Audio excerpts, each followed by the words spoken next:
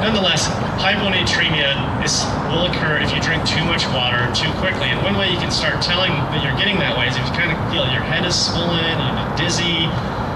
We've all probably done that to one extent or another over our lifetimes. I know I have when I was younger and smarter. Drink tons of water. No, I don't feel good. So it takes a lot to get hurt, to get really sick from this, but it's something you want to be aware of. Okay, there's one group of folks that are more prone to this than others, and that is people that spend more than 4 hours on the course. And why is that? Just because they're out there longer and they see all these nice aid stations with all the good beverages, and they're drinking. Also, people on the course for 4 hours aren't exerting themselves as much as somebody running, okay? Usually that's a walker or a slow jogger. They're just not sweating as much as somebody that's running a 3-hour marathon. So people that are on the course longer, and then guess who else? Women. Why are women more prone to this? Well, there's two theories with that. One is we think that estrogen, the female hormone that makes all of you ladies so wonderful, somehow that affects the way the brain can regulate water intake, and we think that that's actually helps the brain absorb too much water in those circumstances. So women on the course longer than 4 hours are more prone to getting hyponatremia. Now guys, that doesn't mean that you are prone to it either.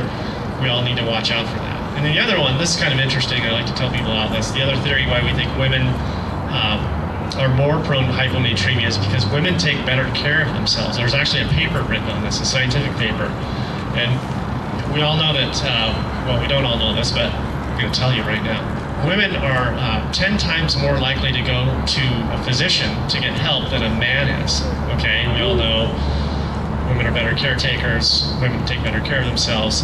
What does that mean? It means that they're better at listening to health advice and drinking water. So you guys are better at listening and drinking water, and actually that can lead to too much of a good thing. So it's kind of an interesting aside. Okay, so JR asked me to talk about salt tablets.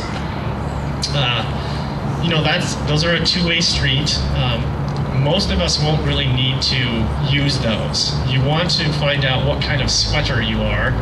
And one way to tell is if you're one of those folks that when you sweat, you got the chalky white ring around there.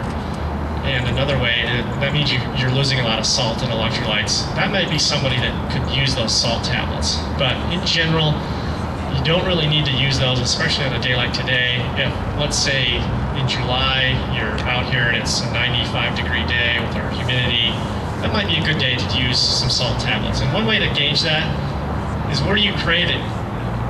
What do you have a taste for? And if you're feeling like, oh, I want something salty or some pretzels, something like that, that might be a sign that you're not getting enough of those salt and electrolytes in your system. So kind of, I let your body, your cravings tell you what you need. Just like we said, don't drink unless you're thirsty. Same kind of deal. And one other thing, okay, so we talked about medications. Get to know what medications affect your body and your hydration. There's one particular group called NSAIDs, so non-steroidal anti-inflammatory drugs. Those are also known as vitamin I, ibuprofen, everybody's best friend. Ibuprofen is good stuff when you're in pain, but it also has a nasty side effect, and that is it's hard on your kidneys.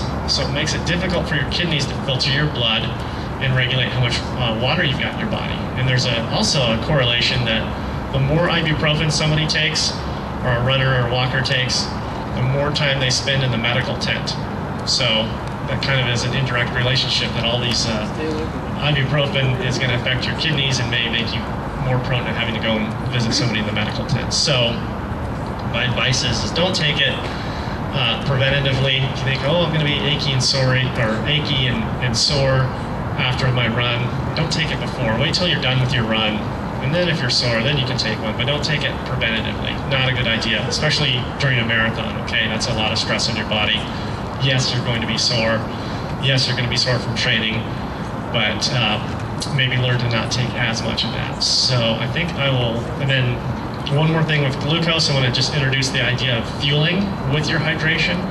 We put carbohydrates in there, and a lot of sports drinks have carbohydrates in the water, and that's good because that is fuel for you while you're working out.